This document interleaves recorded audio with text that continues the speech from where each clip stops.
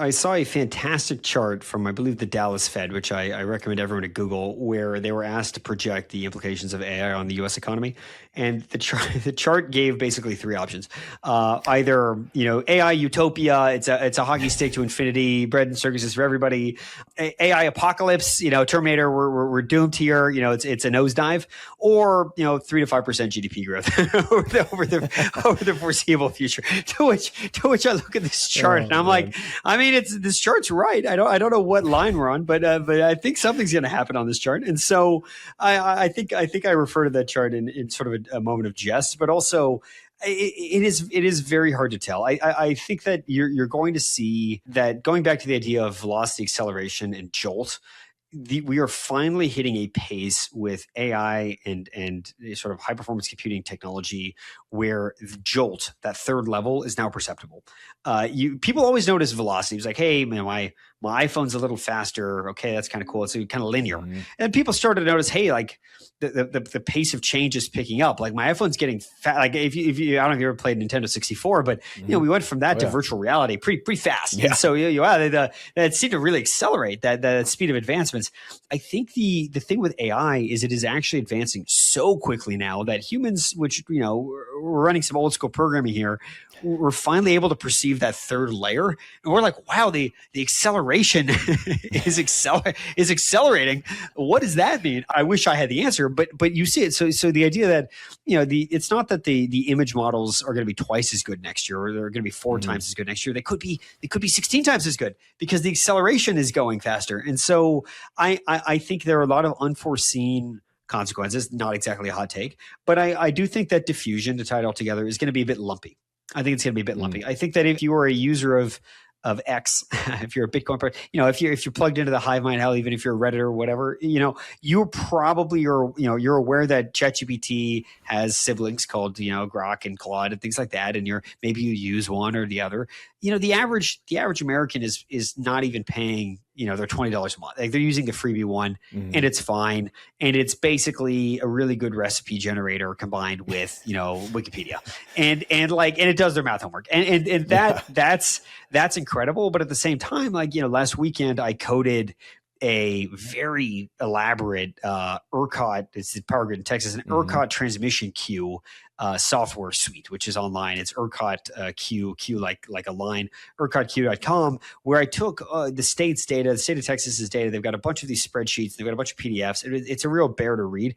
And I was able to agentically code a dashboard in a weekend. And I asked Claude at the end how long that would have taken the state to do, and it said 18 to 24 months. And so that took me the better part of 24 hours, right? And I don't know how that shows up in the GDP stats with the Dallas Fed, but that transmission website, the ERCOT queue, has value to people and created value that I'm not sure is going to be expressed in GDP statistics directly. So we're going to have a very lumpy sort of adoption of AI, but you're going to notice some folks are 1,000x as productive, some people are 2 to 3x productive, and some people, nothing's really changed, right?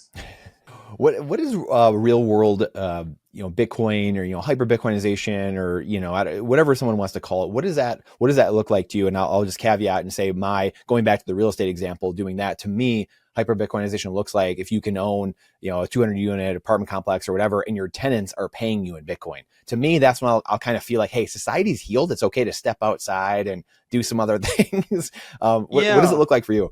Yeah, it's an excellent question. That I think that is one. I can see that world. I can see that happening. I think I view there as being sort of three paths. One is kind of a little version of what we have today. Parag Khanna, I think, called it neo-medievalism, but this sort of feudal patchwork of overlapping currencies. There are places where the dollar is accepted, but they're dollar denominated, but they're not really dollar countries. But you can pay in greenbacks. There's other countries where they keep the foreign exchange basket somewhat on a peg.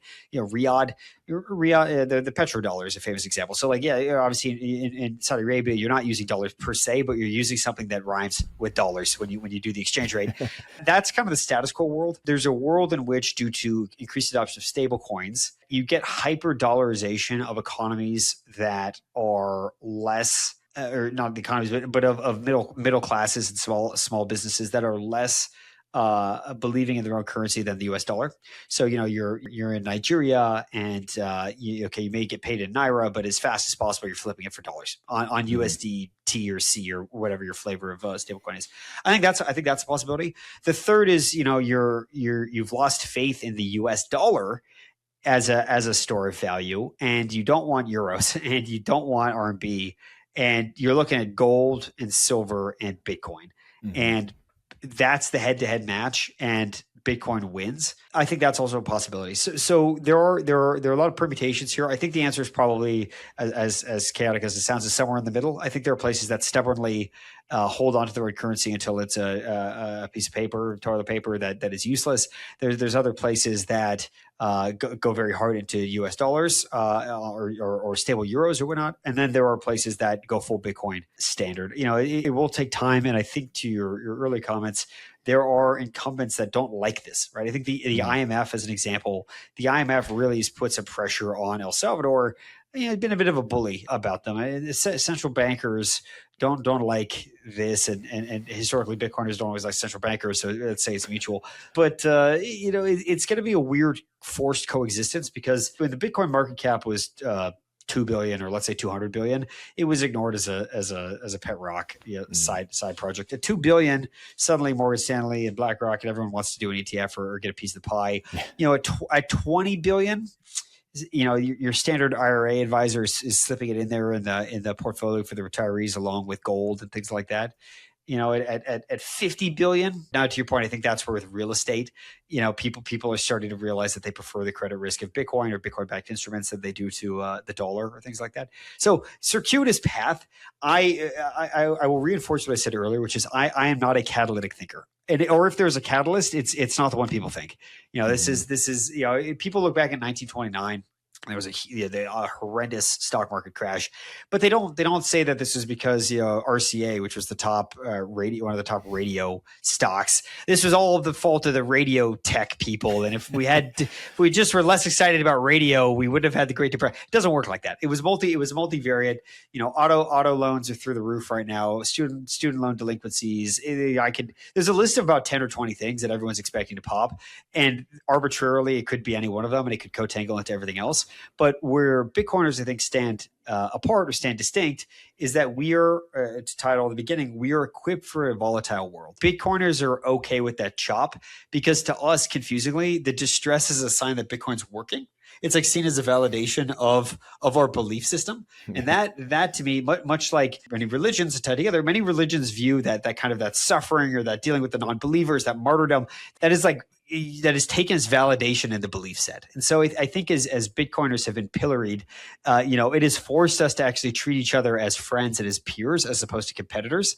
Where if we were all riding the gravy train, we probably would be a bit more jockeying with each other, and we would not be as friendly. But when you huddle for warmth, you kind of do it together. And so, I think trenches. Yeah, exactly. Yeah. So I think we're all brothers in arms, and I think that's a weird psychological quirk that separates Bitcoin from so many other up and coming technologies. I don't think the AI people view themselves as in it together. Maybe the ones who are trying to usher in the Utopia do, but I don't. I think AI is very vicious. I think it's there's an internecine conflict of people fighting, and I much prefer the positivity of the Bitcoin world. If you like that clip, then you definitely got to check out this next spicy clip.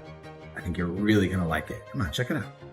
But if you want the full version, the full interview, check that out over here. Come on, do it. See you in there.